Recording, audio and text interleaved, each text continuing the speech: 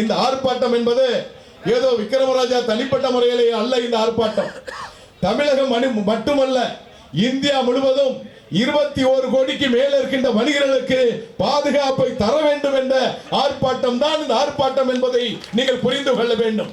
இன்று சென்னையில் இருக்கின்ற ஆர்ப்பாட்டம் என்பது தமிழகம் தழுவிய அளவில் 56 இடத்தில பேரமைப்பினுடைய நிர்வாகிகள் மழை கொட்டு மழையிலும் இங்கு ஆர்ப்பாட்டம் நடத்தி கொண்டே இருக்கிறார்கள். நான் அவர்களோடு தொலைபேசியிலே பேசிய பிறகு நாம் இருக்கின்ற எண்ணங்கள் என்பது வெகு விரைவாக அந்த சட்டம் திரும்ப பெறக்கூடிய வாய்ப்பை இந்த ஆர்ப்பாட்டம் முன்னெடுத்திருக்கிறது என்பதை லட்சியமாக என்னால் சொல்ல முடியும்.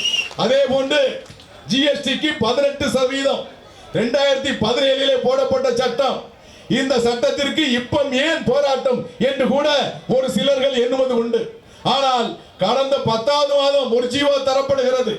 அதாவது இணக்க வரி கட்டுகின்றவர்கள் 1.5 கோடி ரூபாய்க்கு வியாபாரம் செய்கின்றவர்கள் 1% ஜிஎஸ்டி கட்டுகிறோம்.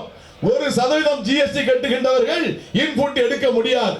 ஏற்கனவே 18% கட்டியவர்கள் இன்புட் எடுத்துக்கொள்ளலாம். இந்த 1% ஜிஎஸ்டி கட்டக்கூடிய வியாபாரிகள் தமிழகத்திலே 40 விழுக்காடு வியாபாரிகள் இருக்கிறார்கள். சாமானிய வியாபாரிகள் அவர்கள் 18% வரி என்று சொன்னால் தன்னுடைய தொழிலை இழந்து வெளியேறக்கூடிய அவலம் ஏற்பட்டு விடும் என்பதற்காகத்தான் அந்த சட்டத்தை திரும்ப பெற வேண்டும் என்று வலியுறுத்தி இருக்கிறோம். அதே போன்று தன்னுடைய தகப்பனார் இடத்திலே மகன் கடை வைத்திருந்தால் வியாபாரி சொல்வார், என்னுடைய தகப்பனார் இடத்திலே நான் கடை வைத்திருக்கிறேன். ஆனால் அரசு சொல்லுகிறது அது தகப்பனார் இடமாக இருந்தாலும் சரி, அதற்கு நீ ஜிஎஸ்டி கட்டப்பட வேண்டும் என்பதை அழுத்தம் தந்து கொண்டிருக்கிறார்கள். அதுதான் ஒரு நண்பர் கேட்கிறார், இனி வருங்காலத்திலே ஆண் குழந்தை பிறந்தால் 28% வரி, பெண் குழந்தை பிறந்தால் 18% வரி போடுங்கள் என்று ஒரு நண்பர் சொல்லிக் கொண்டிருக்கிறார். எதற்கெடுத்தாலும் வரி என்பதை தமிழ்நாடு வணிக சங்க பேரமைப்பு ஏற்றுக்கொள்ளாது. ஜிஎஸ்டியிலே இருக்கின்ற குளறுபடிகள் சட்ட விதிகள் 1000 முறை திருத்தம் செய்திருக்கிறது அரசு. ஆனால் 1000 முறைக்கு முன்பாகவே வழக்கு பதிவு செய்யப்பட்ட வியாபாரிகளுடைய வழக்கு நிலுவையில் இருக்கிறது. இந்த சட்டம் திருத்தம் கொண்டு வந்தால் நீங்கள் என்ன செய்ய வேண்டும்? அதில் இருக்கின்ற வழக்குகளை திரும்ப பெற வேண்டும். அப்பொழுது வியாபாரிகள் போட்ட அவதார தொகையை நீங்கள் திரும்ப பெற வேண்டும். அந்த நிலை மட்டும் இல்லாது சட்ட விதிகளை மட்டும் திருத்திக் கொண்டே இருப்பது எந்த வகையில் நியாயம் என்பதுதான் எங்களுடைய கேள்வியாக இருக்கிறது. தமிழகம் முழுவதும் இருக்கின்ற வியாபாரிகள், இந்தியா முழுவதும் இருக்கின்ற சாமானிய வியாபாரிகள், லட்ச வியாபாரிகள் சட்ட விதிகளை தெரிந்து கொள்ள முடியாது, புரிந்து கொள்ள முடியாத வகையில் ஐஏஎஸ் படித்த அதிகாரிகள் இருக்கின்ற பொழுது ஒரு சாமானிய பாமரன் வியாபாரி அதை சட்டத்தை எப்படி தெரிந்து கொள்ள முடியும்? ஆகவேதான் தமிழ்நாடு வணிக சங்க பேரமைப்பு சட்டத்தை எளிமையாக்குங்கள் என்று சொல்லுகிறோம். இந்த ஒரு ஆடிட்டர் இல்லாமல் நாம் தொழிலே செய்ய முடியாது. ஒரு கணக்காளர் என்பது நாம் தொழிலை வாங்குகிறோம், பொருளை வாங்குகிறோம், விற்பனை செய்கின்றோம். ஆனால் அத்தனை கணக்கும் ஆடிட்டர் கையிலே இருக்கிறது.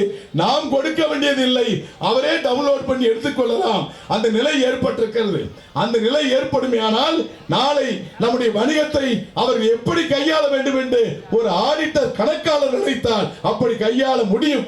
ஆகவே நம்முடைய தனம் அடிமைத்தனமாக நாம் மாறிக்கொண்டே இருக்கிறது. சட்டங்கள் போட்டுக் கொண்டே இருக்கிறார்கள், சட்ட விதிகள் போட்டுக் கொண்டே இருக்கிறார்கள். இந்த அடிமைத்தனத்தை விட்டு நாம் வெளியே வர வேண்டும் என்பதற்காகத்தான் இந்த ஆர்ப்பாட்டம். இன்று மாநில அரசு கட்டிட வரி விதிப்பு ஏற்கனவே உயர்த்தப்பட்டிருக்கிறது. மேலும் 6% இப்பொழுது உயர்த்தி இருக்கிறார்கள். இந்த 6% வரி ஆண்டுக்கு உயர்த்தினால் சாமானிய மக்களால் வரி கட்ட இயலாது. ஆகவே மாண்புமிகு முதலமைச்சர் அவர்களே, அந்த சட்டத்தை திரும்ப பெற வேண்டும் என்பதை இதை வலியுறுத்துகிறோம். அதே போன்று குப்பை வரி மாவட்டம் வாரியாக வேறுபடுகிறது. சென்னையில் ஒரு வரி, காஞ்சிபுரத்தில் ஒரு வரி, கோவையிலே ஒரு வரி, கன்னியாகுமரியில வரி என்று சொல்லி மாவட்டமாக வேறுபடுகிறது. சாமானிய வியாபாரிகளுக்கு அதை சீர் செய்து ஒரே சீரான வரி விதிப்பை அமுல்படுத்த வேண்டும் என்பதை வலியுறுத்துகிறோம். அதை தாண்டி லைசன்ஸ் கட்டணம் 3 ஆண்டுக்கு ஒரு முறை லைசன்ஸ் என்பதை மாண்புமிகு முதலமைச்சர் கோரிக்கை ஏற்று நமக்கு தந்திருக்கிறார்கள். மகிழ்ச்சி, நன்றி தெரிவித்துக் கொள்கிறோம். அதே வேளையில் 500 ரூபாய் லைசன்ஸ் கட்டணம் 3500 ரூபாய் உயர்த்தப்பட்டிருக்கிறது. சாதாரண வியாபாரிகளுக்கு அது லைசன்ஸ் கட்ட முடியாத நிலை இருக்கிறது. ஆகவே லைசன்ஸ் விதித்த தொகையை மீண்டும் திரும்ப பெற்று சாமானிய மனிதர்களை வணிக சங்க பிரதிநிதிகள் அழைத்து எந்த வகையில் லைசன்ஸ் உரிம கட்டணம் செலுத்த வேண்டுமோ அதை நிர்ணயம் செய்ய வேண்டும் என்பதை முதலமைச்சரிடத்தில் வலியுறுத்த இருக்கிறோம். அதை தாண்டி நீங்க பாருங்க, உணவு பாதுகாப்புத்துறை அதிகாரிகள் நாம் தொடர்ந்து வலியுறுத்தி கொண்டிருக்கிறோம். சிறு கடைகளிலே சென்று சிறு ஹோட்டலுக்கு சென்று அவர்கள் ஆய்வு செய்வது மட்டுமல்லாது வழக்கு பதிவு செய்வது இதே வேலையாக வைத்துக் கொண்டிருக்கின்ற அரசு துறை அதிகாரிகளை நான் கேட்பதெல்லாம், எந்த பொருள் எங்கு உற்பத்தி செய்யப்படுகிறதோ அங்கு ஒரு லைசன்ஸ் இருக்கிறது, அங்கே நீங்கள் சென்று ஆய்வு செய்ய வேண்டுமே தவிர கடகடியாக சென்று சாதாரண வியாபாரிகளை அச்சுறுத்தி பணம் பறிப்பது, மிரட்டுவது என்பது அதிகாரத்தை அச்சுறுத்தலை அடக்க வேண்டும் என்பதற்காகத்தான் இந்த ஆர்ப்பாட்டத்தை இங்கு தாங்கள் தொடங்கி இருக்கிறோம். அதே போன்று இப்பொழுது பாருங்க, சென்னையில் மாநகராட்சி அதிகாரிகள் கையில் ஒரு மிஷின் வச்சுக்கிறாங்க, ஒரு மீட்டர் போடுற மாதிரி மிஷின். கடகடியாக வர வேண்டியது 1000 ரூபாய் அவதாரம், 10,000 ரூபாய் அவதாரம், ஒண்ணுமே இல்ல, குற்றமே இல்ல, வந்துட்டேன் 500 ரூபாய் கொடு. என்ன நியாயம்?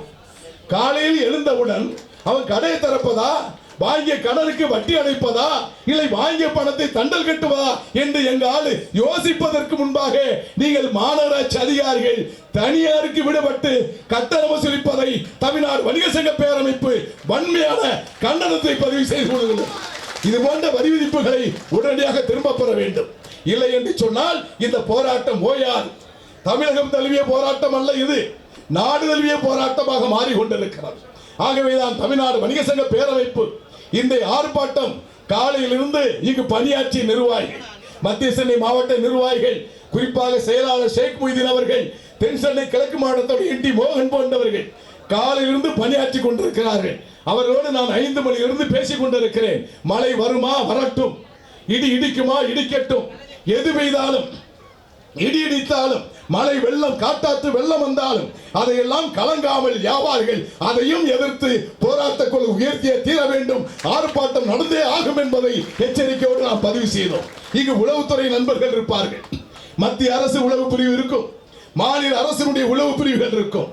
ஆனால் நாங்கள் சொல்லுவதெல்லாம், ஆட்சியாளர்களே, நீங்கள் கட்டாயமாக செய்தால் மட்டும்தான் நாளை வருங்காலத்தில் தமிழகத்திலே வணிகம் பிழைக்குமே தவிர இல்லை என்றால் வணிகம் இல்லாத நிலை போய்விடும். இந்த கார்பரேட் கம்பெனிகள், ஆன்லைன் வர்த்தகம் எந்த அளவிற்கு எங்களுடைய வணிகத்தை சுரண்டி கொண்டிருக்கிறது என்பதை பாருங்கள். இப்பொழுது ஆப் கண்டுபிடித்திருக்கிறார்கள், அது ஒரு புள்ளிவிவரங்களை தந்து கொண்டிருக்கிறார்கள். மக்களுக்கு நேரடியாக 5,000 ரூபாய்க்கு கடன் கொடுப்பதாக சொல்லிக் கொண்டிருக்கிறார்கள். அது ஒரு நிலையை அந்த ஆப் உறுதி செய்து விட்டார். 5,000 ரூபாய் கடன் கொடுத்து மக்களை வாடிக்கையாளர்களாக அவர்கள் பயன்படுத்திக் கொண்டால் தமிழகத்திலே 10 லட்சம் கடைகள் உடனடியாக பூட்டக்கூடிய ஆபத்து இருக்கிறது என்பதை எச்சரிக்கை உணர்வோடு நான் பதிவு செய்கிறேன். ஆகவேதான் இந்த போராட்டம் என்பது தமிழகம் தழுவிய போராட்டம், நாடு தழுவிய போராட்டம் மாற இருக்கின்றது. இந்த போராட்டம் அடுத்த கட்டமாக நம்முடைய போராட்ட நகர்வுகள் டெல்லியை நோக்கி செல்வோமா, டெல்லியை நோக்கி செல்வோமா, டெல்லியை நோக்கி செல்வோமா? தயாராகுங்கள். நம்முடைய போராட்டம் நகர்வுகள் என்பதை நாம் கண்டறிந்து கொண்டிருக்கிறோம். வருகின்ற 27ஆம் தேதி டெல்லியிலே கூட்டம் இருக்கிறது, கேரளாவிலே கூட்டம் இருக்கிறது, தென் மண்டல நிர்வாகிகள் கூட்டம். தமிழ்நாடு, கேரளா, பாண்டிச்சேரி, தெலுங்கானா, ஆந்திரா, கர்நாடக மாநிலத்தினுடைய நிர்வாகிகள் அங்கே பங்கேற்று கூட்டம் கூட்ட இருக்கிறோம். ஜிஎஸ்டி வரி விதிப்பு என்பது தமிழகம் மட்டும் போராடினால் ஜெயிக்காது, நாடு தழுவிய போராட்டமாக்கப்பட வேண்டும், ஒவ்வொரு மாநிலமும் அது இணைக்கப்பட வேண்டும் என்பதற்காக அந்த கூட்டத்தை நாம் நடத்த இருக்கிறோம். ஆகவே நண்பர்களே, இந்த ஜிஎஸ்டி வரி விதிப்பு கட்டாயமாக திரும்ப பெறும் வரை நம்முடைய போராட்டம் ஓயாது. போராட்டம் எந்த ரூபத்துக்கு சென்றாலும் நீங்கள் அத்தனை பேரும் ஆதரவு தர வேண்டும். உங்களுடைய ஆதரவு, உங்களுடைய ஒத்துழைப்பு தான் இந்த போராட்டம். இன்று 11ஆம் தேதி எடுக்கப்பட்ட போராட்டம் தொடர்ந்து டெல்லி, தொடர்ந்து மாநாடு வரை சென்று கொண்டே இருக்கிறோம். இந்த மே 5 மாநில மாநாடு, 25ஆம் மாநில மாநாடு ஜிஎஸ்டி சாலையிலே 50 ஏக்கர் இடப்பரப்பளவிலே மாநாடு நடத்தக்கூடிய நிலையை பேரமைப்பு உருவாக்கி கொண்டிருக்கிறார். அந்த மாநாட்டு பந்தல், மாநாட்டு திடல் என்பது லட்சக்கணக்கான வணிகர்கள் குவிந்து கொண்டிருக்கிறார்கள். நீங்களாம் பார்த்திருப்பீங்க, பல்வேறு அரசியல் கட்சிகள் இப்பொழுது மாநாடுகளை நடத்துகின்றார்கள், கூட்டங்களை நடத்துகின்றார்கள். ஏன் என்று சொன்னால் அவர்களிலே ஆட்சியிலே பங்கு வேண்டும், கூட்டணியிலே சேர்க்க வேண்டும் என்பதற்காக அந்த மாநாடு.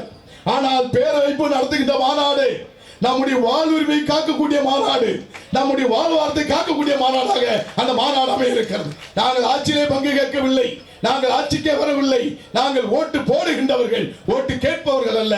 ஆனால் மனிதனுடைய உரிமை கேட்பவர்கள், மனிதனுடைய உரிமை பறிக்கப்பட்டால் எதிர்த்து போராடக்கூடியவர்கள், எந்த தியாகத்தை செய்து மனிதனுடைய உரிமையை எந்த அரசும் பறிக்க கூடாது என்ற கோஷம் அந்த மாநாட்டிலே இருக்கிறது.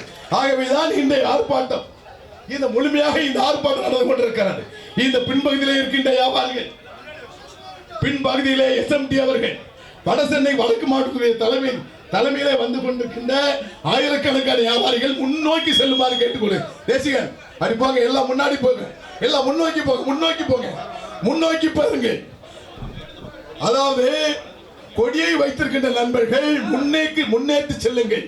இந்த கூட்டம் இன்னும் போதாது என்ற, இன்னும் அலைகடலாக வந்து கொண்டிருக்கிறது என்று நிரூபித்துக் கொண்டிருக்கின்ற இந்த ஆர்ப்பாட்டம் முதல் கட்டமாக மீண்டும் நம்முடைய கோஷம் போட்ட பிறகு ஒருங்கிணைப்பு குழு நிர்வாகிகள் பேச இருக்கிறார்கள். வியாபாரிகளே, கோஷம் போட்டோம், கலைந்து விட்டோம் என்று இல்லாமல் இன்னும் ஒரு அரை மணி நேரத்தில் இது நிறைவு செய்யக்கூடிய நிலை இருக்கிறது. கோஷம் போடுகின்ற பொழுது நிற்பவர்கள் அங்கே இல்லைங்க, யாரும் நிறுத்திக் கொண்டு உள்ளே வர வேண்டாம். பத்திரிகை ஊடக நண்பர்களுக்கு நீங்கள் ஒத்துழைப்பு நல்குமாறு அன்போடு கேட்டு இப்பொழுது விடைபெற்று மீண்டும் நிறைவுரை ஆற்றுவேன் என்பதை தெரிவித்துக் கொள்கிறேன்.